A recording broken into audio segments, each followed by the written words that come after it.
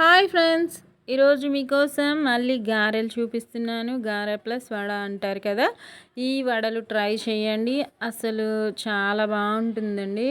మీకు ఇష్టం లేకపోయినా, ఇష్టం లేని వాళ్ళైనా అసలు వద్దనకుండా వదిలిపెట్టకుండా తినేలా ఉంటుంది.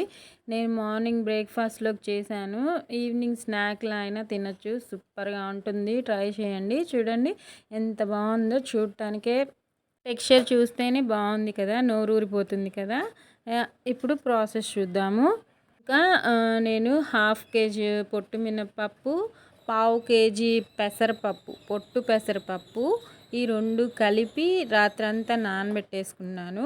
ఇంకొక పావు కేజీ మామూలుగా మినపగుండ్లు పొట్టు లేనివి నానబెట్టుకున్నాను. ఎందుకంటే ఇలా వేస్తే మనకి బాగా వస్తుంది వడ. ఇదిగోండి పావు కేజీ మినపగుండ్లు విడిగా నానబెట్టుకున్నాను. పొట్టు దానిలో వేస్తే మళ్ళీ కడుక్కోవడానికి ఇబ్బందిగా ఉంటుంది కదా. రాత్రంతా నానబెట్టేసుకొని ఇలా చక్కగా పొట్టు పోయేలాగా నీట్గా వాష్ చేసేసుకుందాము. ఆ పొట్టు పూర్తిగా పోనవసరం లేదు, మనకి ఎంత వీలైతే అంత పోయేంత వరకు ఇలా నీట్గా వాష్ చేసేసుకొని ఇంకా మిక్సీలో వేసేసుకుందాము. మిక్సీ జార్లో బరకగా మిక్సీ పట్టుకోండి, అప్పుడు మన వడలు క్రిస్పీగా చాలా బాగా వస్తాయి అన్నమాట. ఇంకా మిక్సీ పట్టేశాను, పిండి మొత్తాన్ని పట్టేసుకొని ఇంకా దీనిలో నేను కాస్తంత ఒక 2 స్పూన్లంత ఇడ్లీ రవ్వ మిక్స్ చేశాను. ఎందుకంటే క్రిస్పీగా బాగా వస్తాయి, అందుకే. పచ్చిమిర్చి కూడా ఒక 5 తీసుకొని ఈ పిండిలోనే మిక్సీ పట్టేసుకున్నాను. బరకగా పట్టుకోండి పిండి, అప్పుడు మన వడలు తినేటప్పుడు పంటికి తగులుతూ క్రిస్పీగా చాలా చాలా బాగుంటాయండి. ఎప్పుడైనా వడలు చేసేటప్పుడు పిండిని మాత్రం బరకగానే పట్టుకోండి. ఇంకా దీంట్లో సోడా ఉప్పు ఈ చిన్న స్పూన్ తోటి ఫుల్గా 1 స్పూన్ వేసుకోండి. ఇంత పిండికి సరిపోతుంది, ఎక్కువేం అవ్వదు. అది వేస్తేనే వడలు చాలా బాగుంటాయి అన్నమాట. మనం డైలీ తినం కాబట్టి ఎప్పుడో ఒకసారి ఇలా వేసుకున్న ఇబ్బంది ఉండదు. సాల్ట్ తగినంత వేసుకోండి. కొత్తిమీర ఒక గుప్పెడు వేసాను. కరివేపాకు 2 రెమ్మలంత కరివేపాకు వేస్తున్నాను.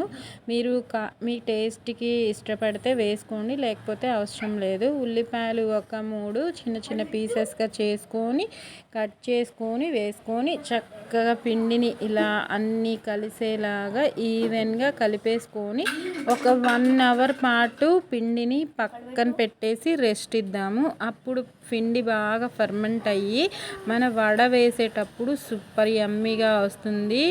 పిండి నానితే అంత బాగా వస్తాయి వడలు. మీరు ట్రై చేయండి, ఈ టిప్ మాత్రం గ్యారంటీగా ఫాలో అవ్వండి. ఇంకా నేను ఆయిల్ పెట్టేసుకున్నాను హీట్కి. ఇంకా ఆయిల్ హీట్ పెట్టేసుకొని ఒక తడి బట్ట మీద చేస్తాను నేను ఎప్పుడైనా సరే. మీరు ఎలా చేసుకోవాలనుకుంటే మీరు ప్లాస్టిక్ కాగితం మీదైనా చేసుకోండి. నేను ఎప్పుడైనా సరే ఇలా తడి బట్ట మీదే వేస్తాను, చాలా బాగా వస్తాయి.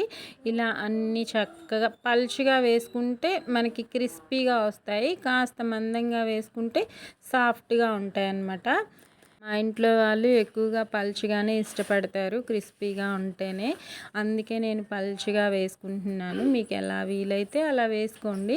ఇంకా అస్సలు రాని వాళ్ళైనా సరే నేను చెప్పే టిప్స్ ఫాలో అవుతే సూపర్గా వడలు వస్తాయి. ఎంత వంట రాని వాళ్ళైనా సూపర్ యమ్మీగా చేసుకొని ఇంట్లోనే ఈజీగా టేస్టీగా హెల్తీగా చేసుకొని తినచ్చండి. అంత బాగుంటాయి వడలు. అన్నీ వేసేసుకొని 2 వైపులా టర్న్ చేసుకుంటూ మీడియం ఫ్లేమ్లో మంచి గోల్డెన్ బ్రౌన్ కలర్ వచ్చేంత వరకు ఫ్రై చేసుకుంటే మన టేస్టీ వడలు రెడీ అయిపోయినట్టేనండి.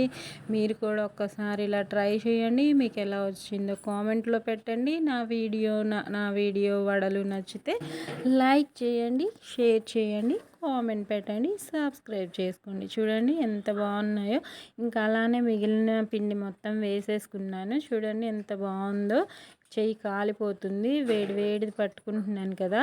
మీకు కట్ చేసి చూపిస్తున్నాను. చూడండి పొగలు వస్తూ ఎంత బాగుందో.